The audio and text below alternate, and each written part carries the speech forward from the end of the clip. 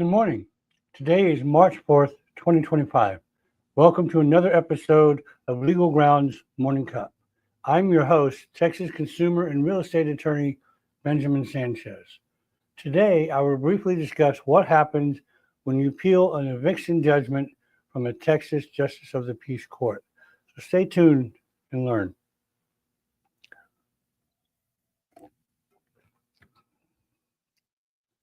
I first want to be able to quickly say that we haven't been here in a few weeks. And as I said in another video, my father died last month. And so we have a memorial service coming up this Saturday in a few days for him. And then a few weeks after that, I had a hernia surgery. So I've been out for a little while. And I want to thank my team here at Sanchez Law Firm. Just so you know, whenever you hire our firm, you're not just hiring me, but you're hiring a team. I'm not just a solo attorney. I don't have just one employee. So we are, quite frankly, one of the largest consumer law firms in Texas. There are very few of us that do anything related to consumer law, but here at Sanchez Law Firm, we do focus on consumer and real estate disputes. So thank you to my team for sticking with me and getting things done for our clients when I've been away. Now back to the topic of evictions after a judgment in the Texas Justice of the Peace Court. So just so you know, we've handled thousands of evictions throughout my 26-year career regarding Texas. And in Texas, all evictions start at the Justice of the Peace Court. So whenever you are being evicted or you're evicting someone, you first file that eviction lawsuit in a Justice of the Peace Court. If and when there's a judgment in that court, whoever loses, whether it's the landlord or the tenant, whoever loses has the right to appeal that judgment to the county court. That is automatic as long as you do it within 5 days. In other words, you do not have to have a reason for the appeal. You do not have to try to prove why you deserve the appeal.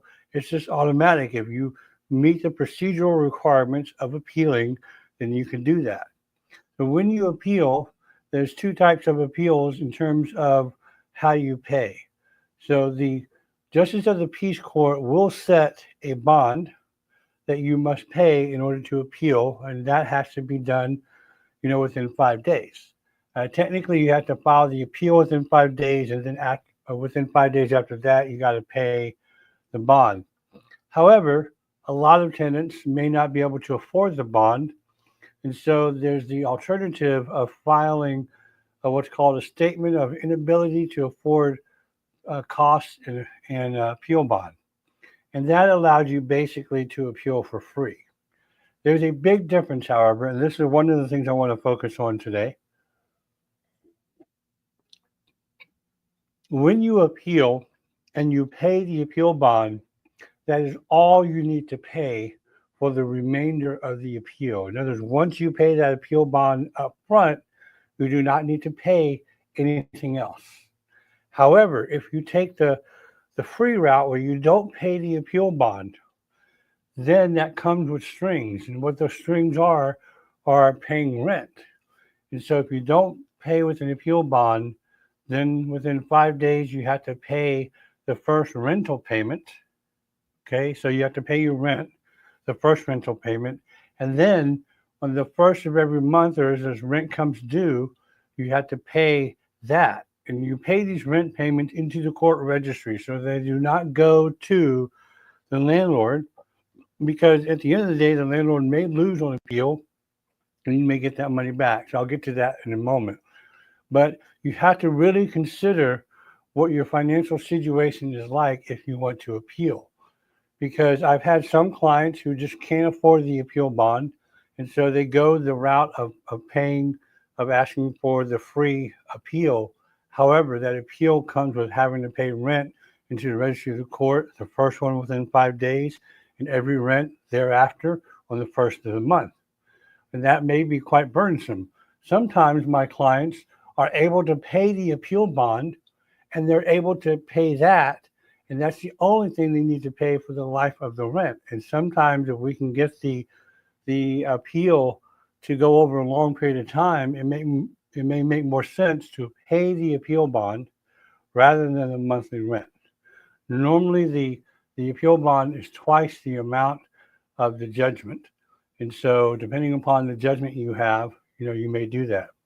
Now, in terms of this bond, most bonding companies will not actually give you a bond for an eviction appeal. So it's said that usually what you need to do is you need to find a cash deposit in lieu of a bond. So whatever that bond amount is, you would pay that in cash as opposed to trying to find a bond.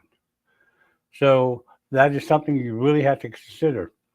Now, once you do get the appeal done, what's going to happen is the Justice of the Peace Court is going to take your case file and is going to move it from their court to the local county court.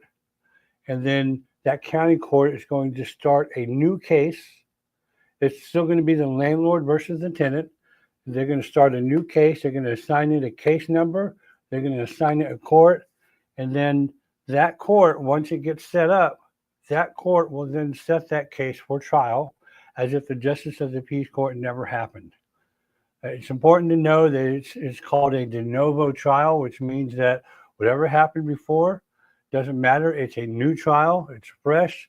You can't go to the county court and say, well, in trial in Justice of the Peace Court, he or she says that, right? It doesn't matter what happened in trial court. The county courts do not want to hear what happened in the JP court. And so you get a new trial at the county level where the JP doesn't matter. So that's important because then that allows you, if you feel like the Justice of the Peace Court got it wrong, the judge got it wrong, or whatever, then you get a new trial. And then that's how you appeal from Justice of the Peace Court to county courts. You got to file your notice of appeal within 5 days. You either got to pay the appeal bond or you have to file that statement of inability to afford the bond. But if you file that statement, then you've got to pay the rent. First rent payment within 5 days, and then rent thereafter on the first of the month, all into the registry of the court. If you pay the appeal bond, the full cash deposit, then you don't need to pay anything else. When you get to county court, you're going to have a new trial for that eviction. Just understand that it may take the county court, a few weeks to get the case from the Justice of the Peace Court and assign you a trial or a case number. But once that's done, those cases typically tend to take precedent in the county court rather than the regular docket. On another video, I'll talk about the use of associate judges at the county level to deal with eviction appeals. I just wanted to give this video as a brief discussion as to what happens when you make the appeal from Justice of the Peace Court to the county. So I hope this has been helpful for you. Thank you for joining us for another episode of Legal Grounds Morning Cup. Have a wonderful day. Bye-bye.